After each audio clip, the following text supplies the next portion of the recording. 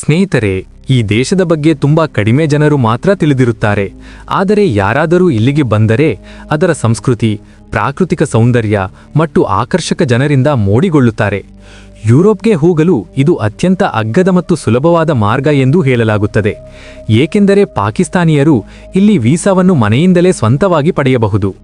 ಈ ದೇಶದ ಸೌಂದರ್ಯ ಎಷ್ಟು ಮಹಾನೆಂದರೆ ಜನಸಂಖ್ಯೆಗಿಂತ 2 ಪಟ್ಟು ಹೆಚ್ಚು ಪ್ರವಾಸಿಗರು ಇಲ್ಲಿಗೆ ಬರುತ್ತಾರೆ. ಹೌದು, ಇಂದು ನಾವು ಅಲ್ಬೇನಿಯಾ ಭೇಟಿಗೆ ಹೋಗುತ್ತಿದ್ದೇವೆ.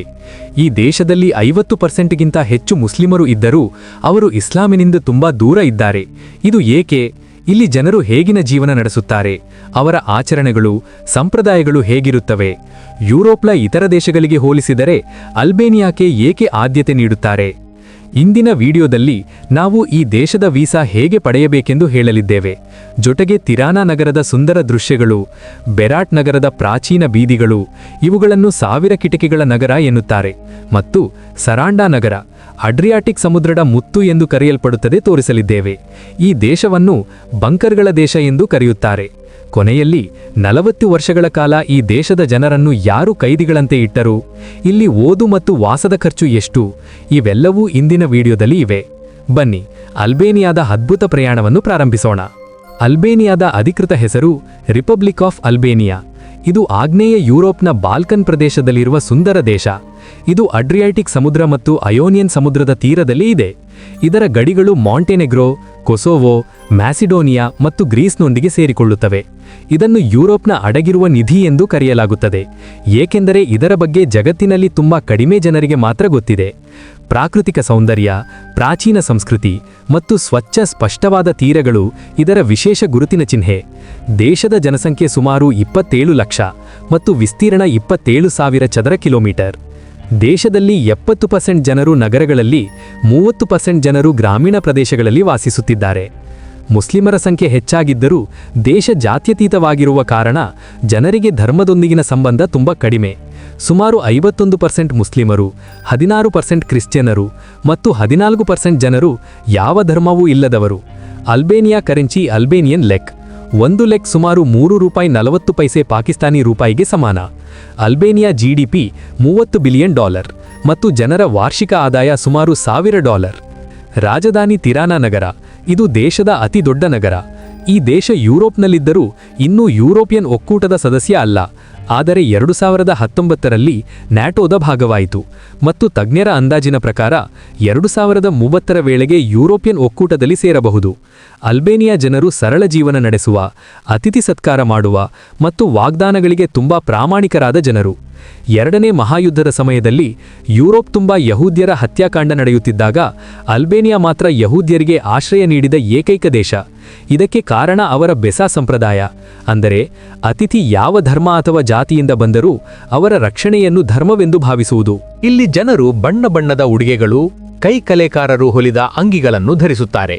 ಇವು ಅವರ ಸಂಸ್ಕೃತಿಯ ಸಂಕೇತ. ಕುಟುಂಬ ವ್ಯವಸ್ಥೆ ಬಲಿಷ್ಠವಾಗಿದ್ದು ಹಿರಿಯರಿಗೆ ಹೆಚ್ಚು ಗೌರವ ಇರುತ್ತದೆ. 1944ರಿಂದ 1985ರವರೆಗೆ ಎನ್ವರ್ ಹೋಕ್ಸಾರ ಕಠಿಣ ಕಮ್ಯುನಿಸ್ಟ್ ಆಡಳಿತ ಇತ್ತು. 1987ರಲ್ಲಿ ಅವರು ದೇಶವನ್ನು ಜಗತ್ತಿನಲ್ಲೇ ಮೊದಲ ಅಧಿಕೃತ ನಾಸ್ತಿಕ ದೇಶವೆಂದು ಘೋಷಿಸಿದರು. ಮಸೀದಿಗಳು, ಚರ್ಚ್ಗಳು, ಖಾನಕಾಗಳನ್ನು ನೆಲಸಮ ಮಾಡಲಾಯಿತು. ಆರಾಧನೆ ನಿಷೇಧಿಸಲಾಯಿತು. ಜನರಿಗೆ ಹೊರಗೆ ಹೋಗಲು ಸಾಧ್ಯವಾಗಲಿಲ್ಲ. ಹೊರಗಿನಿಂದ ಯಾರೂ ಬರಲು ಸಾಧ್ಯವಾಗಲಿಲ್ಲ. ಇಡೀ ದೇಶ ಕಾರಾಗೃಹವಾಗಿ ಮಾರ್ಪಟ್ಟಿತು. 1991ರಲ್ಲಿ ಧಾರ್ಮಿಕ ಸ್ವಾತಂತ್ರ್ಯ ಮರುಸ್ಥಾಪಿಸಲ್ಪಟ್ಟಿತು ಮತ್ತು ಮಸೀದಿಗಳನ್ನು ಮತ್ತೆ ನಿರ್ಮಿಸಲಾಯಿತು. ಅದಕ್ಕಾಗಿಯೇ ಇಂದು ಅನೇಕರು ಹೆಸರಿಗೆ ಮಾತ್ರ ಮುಸ್ಲಿಮರಾಗಿದ್ದಾರೆ, ಆದರೆ ಆಚರಣೆಯಲ್ಲಿ ಧರ್ಮದಿಂದ ದೂರ ಉಳಿದಿದ್ದಾರೆ. ಇಂದು ಅಲ್ಬೇನಿಯಾ ವೇಗವಾಗಿ ಅಭಿವೃದ್ಧಿ ಹೊಂದುತ್ತಿದ್ದು ಮೇಲ್ಮಧ್ಯಮ ಆದಾಯ ದೇಶಗಳ ಗುಂಪಿಗೆ ಸೇರಿದೆ. ಇಲ್ಲಿ 10,500 ಪಾಕಿಸ್ತಾನಿಯರು ಮತ್ತು ಸುಮಾರು 400 ಭಾರತೀಯರು ವಾಸಿಸುತ್ತಿದ್ದಾರೆ. ಅವರಲ್ಲಿ ಹೆಚ್ಚಿನವರು ಅಂಗಡಿಗಳು, ರೆಸ್ಟೋರೆಂಟ್ಗಳು, ಬ್ಯಾಂಕಿಂಗ್ ಮತ್ತು ಹೋಟೆಲ್ ಕ್ಷೇತ್ರಗಳಲ್ಲಿ ಕೆಲಸ ಮಾಡುತ್ತಿದ್ದಾರೆ. ಸ್ನೇಹಿತರೆ, ಈ ದೇಶದ ಅತ್ಯಂತ ಉತ್ತಮ ವಿಷಯ ಏನೆಂದರೆ ಅಲ್ಬೇನಿಯಾ ವೀಸಾವನ್ನು ನೀವು ಮನೆಯಿಂದಲೇ ಆನ್ಲೈನ್ನಲ್ಲಿ ಪಡೆಯಬಹುದು. ಅದರ ಟೂರಿಸ್ಟ್ ವೀಸಾ ಸುಮಾರು 30 ಯುರೋಗಳಲ್ಲಿ ದೊರೆಯುತ್ತದೆ. ಈ ವೀಸಾದಲ್ಲಿಯೇ ನೀವು ಉದ್ಯೋಗವನ್ನು ಹುಡುಕಬಹುದು. ಯುರೋಪ್ನ ಇತರ ದೇಶಗಳಿಗೆ ಹೋಲಿಸಿದರೆ ಇದರ ವೀಸಾ ತುಂಬ ಸುಲಭ. ನೀವು ಇಲ್ಲಿ ವಿವಾಹವಾದರೆ ರಾಷ್ಟ್ರೀಯತೆಯು ಸುಲಭವಾಗಿ ದೊರೆಯುತ್ತದೆ. ಈ ದೇಶ ಡ್ಯುಯಲ್ ಸಿಟಿಜನ್ಶಿಪ್ ಅನ್ನು ಅನುಮತಿಸುತ್ತದೆ. ಪಾಕಿಸ್ತಾನದಿಂದ ಅಲ್ಬೇನಿಯಾಕ್ಕೆ ಟಿಕೆಟ್ ಸುಮಾರು 2,80,000 ರೂಪಾಯಿಗಳಲ್ಲಿ ದೊರೆಯುತ್ತದೆ. ಅನೇಕರು ಮೊದಲು ತಿರಾನ ನಗರಕ್ಕೆ ಬರುತ್ತಾರೆ. ಈ ನಗರ ಪರ್ವತಗಳ ತಳದಲ್ಲಿದ್ದು ಇತಿಹಾಸದಿಂದ ತುಂಬಿದೆ, ಏಕೆಂದರೆ ಇಲ್ಲಿ 450 ವರ್ಷಗಳ ಕಾಲ ಒಟೋಮನ್ ಸಾಮ್ರಾಜ್ಯ ಆಡಳಿತ ನಡೆಸಿತು. ತಿರಾನಾದಲ್ಲಿ ಅತ್ಯಂತ ಪ್ರಸಿದ್ಧ ಚೌಕ ಸ್ಕ್ಯಾಂಡರ್ಬೇ ಚೌಕ. ನಗರದಲ್ಲಿ ಅನೇಕ ಕಡೆ ಒಟೋಮನ್ ಕಾಲದ ಕಟ್ಟಡಗಳು ಕಾಣಸಿಗುತ್ತವೆ. ಎನ್ವರ್ ಓಕ್ಸಾ ದೇಶ ತುಂಬ ಸುಮಾರು 1,70,000 ಬಂಕರ್ಗಳನ್ನು ನಿರ್ಮಿಸಿದರು. ಹೀಗಾಗಿ ಸಂಭವನೀಯ ಯುದ್ಧದಲ್ಲಿ ಜನರು ಸುರಕ್ಷಿತರಾಗಿರಲಿ ಎಂದು ಇಂದು ಅವುಗಳಲ್ಲಿ ಅನೇಕ ಬಂಕರ್ಗಳು ಮ್ಯೂಸಿಯಂಗಳಾಗಿ ಮಾರ್ಪಟ್ಟಿವೆ. ತಿರಾನಾದಲ್ಲಿರುವ ಎಥೆಂಬೆ ಮಸೀದಿ ಒಟೋಮನ್ ಕಾಲದ ಸುಂದರ ಮಸೀದಿ. ಇದನ್ನು 1991ರಲ್ಲಿ ಮತ್ತೆ ಪುನರುದ್ಧರಿಸಲಾಯಿತು. ಇಲ್ಲಿ ಆಹಾರವು ಬಹಳ ಪ್ರಸಿದ್ಧ, ವಿಶೇಷವಾಗಿ ಅಲ್ಬೇನಿಯನ್ ರೈಸ್ ಫಾಲ್. ನಗರದಲ್ಲಿ ನೈಟ್ ಲೈಫ್ ಕೂಡ ಬಹಳ ಪ್ರಸಿದ್ಧ. ಆಸಕ್ತಿಕರ ವಿಷಯವೇನೆಂದರೆ ಅಲ್ಬೇನಿಯಾ ಜನರು ತಮ್ಮ ದೇಶವನ್ನು ಅಲ್ಬೇನಿಯಾ ಎಂದಲ್ಲ, ಶ್ಕಿಪೇರಿಯಾ ಎಂದು ಕರೆಯುತ್ತಾರೆ. ಇದರ ಅರ್ಥ ಹದ್ದುಗಳ ದೇಶ. ಅದಕ್ಕಾಗಿಯೇ ಅವರ ಧ್ವಜದಲ್ಲಿ 2 ತಲೆಯ ಹದ್ದಿದೆ. ಇಲ್ಲಿ ಹೌದು ಮತ್ತು ಇಲ್ಲ ಎಂದು ತಲೆ ಅಲ್ಲಾಡಿಸುವ ರೀತಿ ಜಗತ್ತಿನ ಉಳಿದ ಕಡೆಗಿಂತ ಭಿನ್ನವಾಗಿರುತ್ತದೆ. ತಿರಾನಾದಿಂದ 20 ಕಿಲೋಮೀಟರ್ ದೂರದಲ್ಲಿ ಕ್ರೂಯಾ ಕೋಟೆ ಇದ್ದು ಅಲ್ಲಿ ಒಟೋಮನ್ ಕಾಲದ ಮಾರುಕಟ್ಟೆ ಇನ್ನೂ ಇದೆ. ದೇಶದ ಸಾಕ್ಷರತಾ ದರ 98%. ಅತಿ ದೊಡ್ಡ ವಿಶ್ವವಿದ್ಯಾಲಯ ತಿರಾನ ವಿಶ್ವವಿದ್ಯಾಲಯ. ಯುರೋಪ್ನ ಇತರ ದೇಶಗಳಿಗೆ ಹೋಲಿಸಿದರೆ ವಿದ್ಯಾಭ್ಯಾಸ ತುಂಬಾ ಅಗ್ಗ. 5 ವರ್ಷ ವಾಸಿಸಿದ ನಂತರ ರಾಷ್ಟ್ರೀಯತೆಯನ್ನು ಪಡೆಯಬಹುದು. ನಂತರ ನಾವು ಬೆರಾಟ್ ನಗರಕ್ಕೆ ತಲುಪುತ್ತೇವೆ. 1000 ಕಿಟಕಿಗಳ ನಗರ. ಇದು ಯುನೆಸ್ಕೋ ವಿಶ್ವ ಪಾರಂಪರ್ಯ ತಾಣದ ಭಾಗ.